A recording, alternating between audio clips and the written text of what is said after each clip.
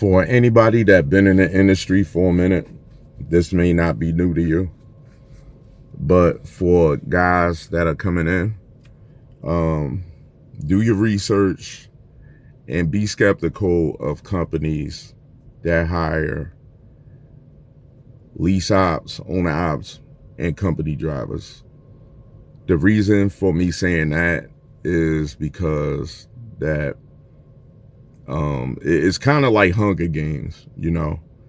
A lot of animosity is built towards each other because it's competition, you know, and when it shouldn't be really competition because we're all working for the same company, but it's upper management and whatever the people that are in the office that set us up to, you know, build that animosity towards each other, only because, right, I don't know if anybody told y'all or if you've been, you know, noticing, you know, especially with companies like, you know, Prime Inc. or any other leasing company that hire company drivers, you know, like R.E. Garrison and a whole lot to name or whatever. So the highest, and this is by me knowing somebody that works on the inside,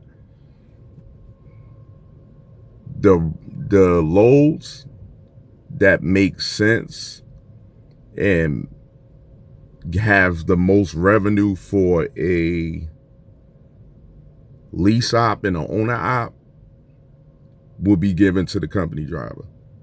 And if anybody telling you that nah, that's not true or anything like that, listen, I've seen it from my own eyes and I've been a part of that. Not from me being a lease operator. I never owned or assumed any ownership of equipment, but me being a company driver. And I would get some mean cold stares from some owner ops and lease ops because, you know, the you know, either the runs that or the loads that I was doing that would be, you know, make sense and make good money for an owner op and a lease op. So and it also goes to saying that you probably don't want to get with a company where that you don't have your own authority, because I mean, in this day of economy, it's hard to even have your own authority at this point. So you're taking a chance with somebody, you know, booking loads for you, and they're not having your best interests. Like their best interest is for, you know, pushing these loads out. They don't care about your revenue and, you know, what you got going on in your personal life and your finances. It's, you know, it's a dirty game, as what we say out here in the streets. But you know, when I was over at Linden Bulk, the bulk tanker company, there was owner operators, lease ops, and company drivers. So the loads that they would book me on that was high paying for, that would be high paying for a lease operator and an owner operator, they would give it to me, and it was just you know, survival of the fittest between the owner op and the lease op. And you know, a lot of guys wasn't making it, and some guys, like I remember there was one guy that I had met over there, and you know, we was talking, and he, you know, he was like,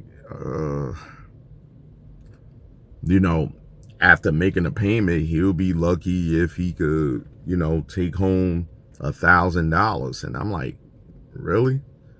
And You know, and for us as company drivers, we get $1,000.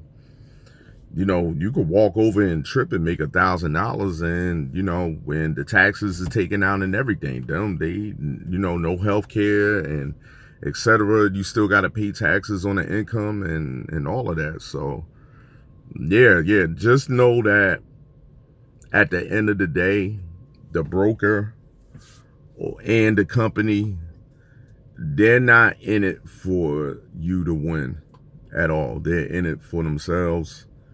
So, let that be known, and also let that be known that majority of these companies are giving fat paying loads, because all we gotta do is just get paid the mileage or whether by the hour or anything like that or whatever. They're not paying you what the line haul and all of that percentage pay for that load that would make sense for you. So they really don't care. So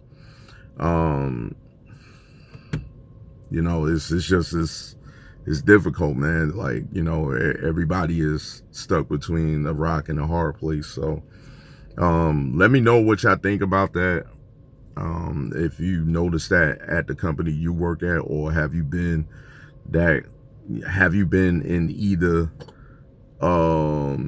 part of that equation where you notice that all of the the highest revenue loads will go to company drivers, and it leaves between the owner operator and the lease operator fighting for scraps. So anyway, y'all be good out there. I'll holla at y'all.